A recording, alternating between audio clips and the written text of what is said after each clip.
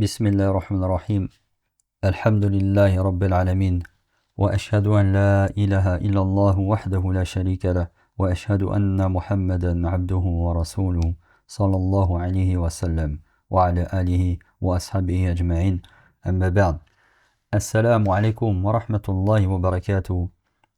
Mes bien chers frères et sœurs en islam, bienvenue sur votre chaîne Simple Islam, l'islam en toute simplicité. Toute la louange appartient à Allah subhanahu wa ta'ala. Il tourne les cœurs de ses serviteurs et il les oriente comme bon lui semble et comme il le veut.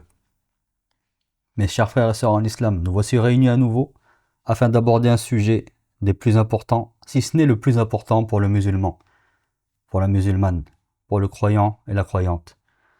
Et ce sujet, c'est le cœur, car c'est la partie du corps la plus importante que l'être humain possède en lui.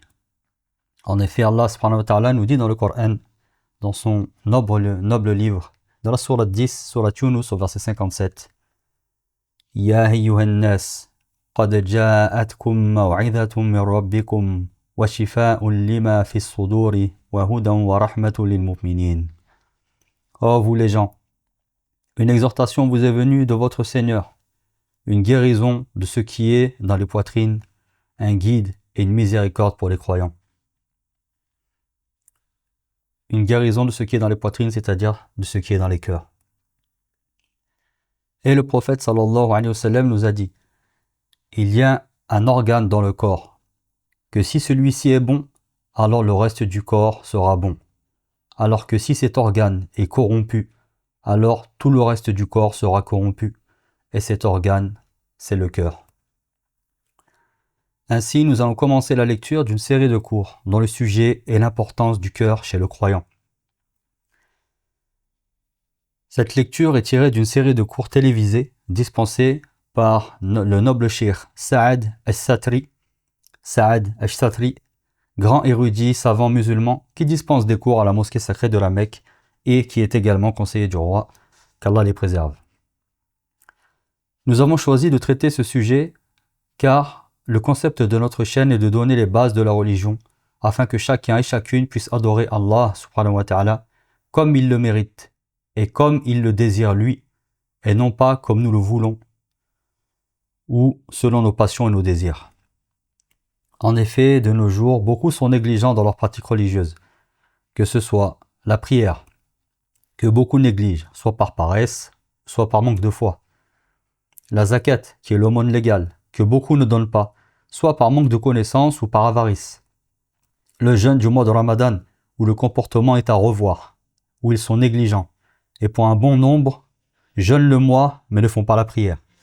L'accomplissement du Hajj ou de la Umrah, le port du voile, le port de la barbe, et tous les actes obligatoires à accomplir et les actes interdits à délaisser. En revanche, pour d'autres, ils accomplissent les actes obligatoires. Ils mettent en pratique les actes recommandés. Ils portent le voile. Ils portent la barbe. Ils soignent leur apparence. Mais malheureusement, le cœur est vide ou malade. Le comportement est mauvais. Et ils pensent en voyant les autres qu'ils sont meilleurs qu'eux auprès d'Allah subhanahu wa ta'ala. Alors que le meilleur d'entre nous, auprès d'Allah, c'est le plus pieux. C'est le plus pieux. Et cela passe par la pureté et la réforme du cœur. L'islam, mes chers frères et sœurs en islam, c'est le juste milieu. Il faut donc d'abord commencer par l'intérieur, c'est-à-dire le cœur, et ensuite par son apparence, car c'est notre intérieur qui fera briller notre extérieur. Ainsi, le cœur ne suffit pas seul, et le corps, c'est-à-dire notre apparence physique, ne suffit pas seul non plus, mais il faut les deux. Ainsi, Allah subhanahu wa ta'ala éduqua son messager, sallallahu alayhi wa sallam, ainsi que ses compagnons. 13 années à la Mecque, en travaillant le cœur. 13 années, pendant 13 ans, Allah subhanahu wa ta'ala a éduqué le messager d'Allah sallallahu alayhi wa sallam et ses compagnons en travaillant sur le cœur. Puis, ensuite, 10 années à Médine pour travailler sur la majeure partie des actes d'adoration et des obligations et des interdits. D'accord, ça s'est fait en 2 temps. C'est pour ça que on dit que le Coran, il a été révélé sur 23 années. Une révélation qui a commencé pendant 13 ans à la Mecque et ensuite 10 ans à Médine.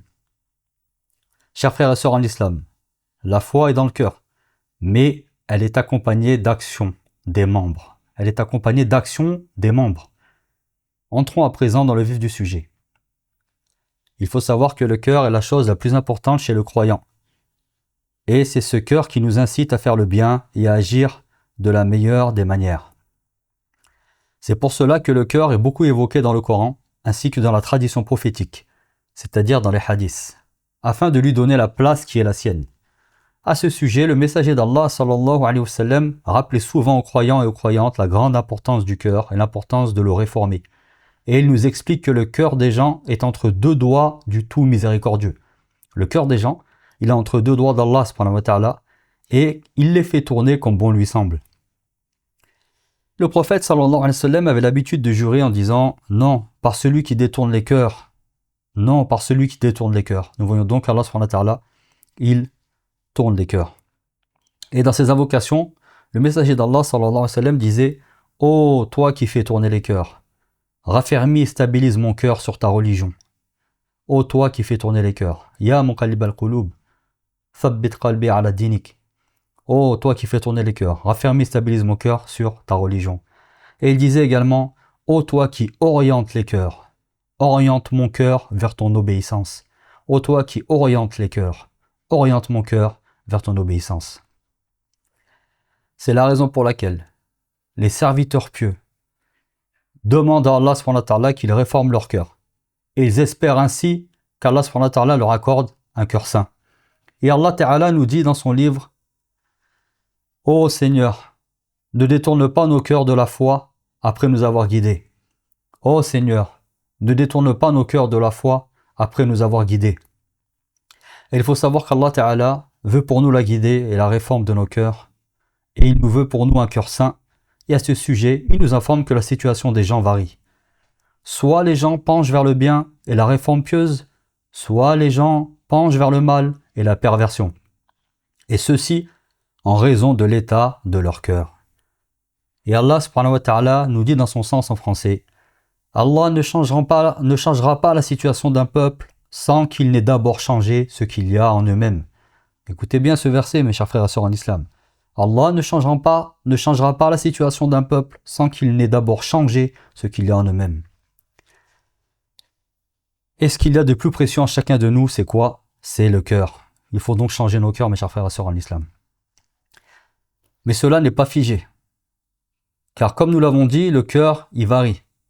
Il change d'état selon la décision d'Allah subhanahu wa ta'ala et selon ce que nous voulons réellement au fond de nous. Car celui qui veut changer, alors Allah ta'ala va le guider et il va l'aider à réformer son cœur. Et celui qui ne veut pas changer et qui préfère l'égarement et qui préfère suivre ses passions, alors il sera livré à lui-même et suivra les pas du diable.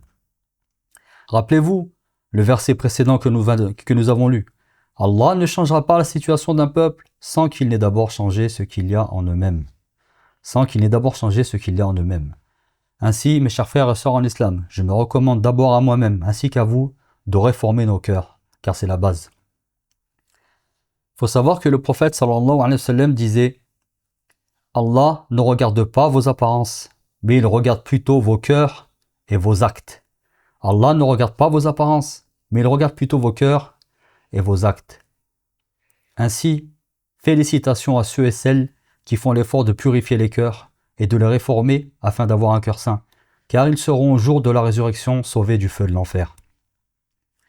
Et Allah Ta'ala nous dit dans son sens en français, dans son livre saint, le Coran, « Ne nous couvre pas de honte le jour où les hommes seront ressuscités, le jour où les richesses et les enfants ne seront d'aucune aide et utilité, mais où seul celui qui viendra avec un cœur pur et saint sera sauvé de l'enfer. » Ainsi, mes chers frères et sœurs en islam, à l'inverse, celui qui comparaîtra ce jour terrible avec un cœur saint et avec un cœur pur, à celui-ci profitera des richesses qu'il a amassées ainsi que ses enfants.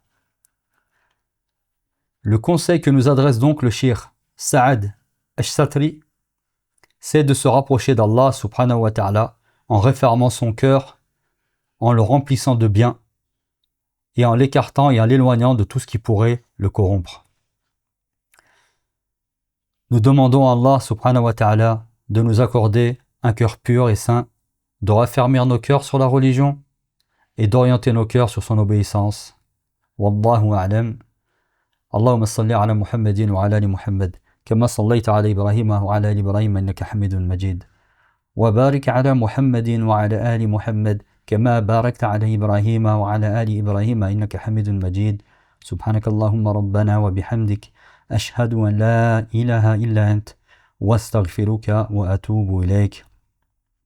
Je vous remercie mes chers frères et sœurs en islam et je vous dis et je vous donne rendez-vous pour la prochaine assise et le prochain cours si Allah subhanahu wa ta'ala le permet et nous l'autorise, à savoir que toute parole bénéfique, utile et véridique que vous aurez entendu aujourd'hui ne peut provenir que d'Allah seul, de par sa bonté, sa grâce et sa miséricorde, et que toute erreur, confusion ou oubli ne peut provenir que de moi-même ou de Shaitan. Barakallahu fikum, qu'Allah vous bénisse, jazakumullahu khair, qu'Allah vous récompense, et je vous dis à bientôt, Inch'Allah. Assalamu alaikum wa rahmatullah.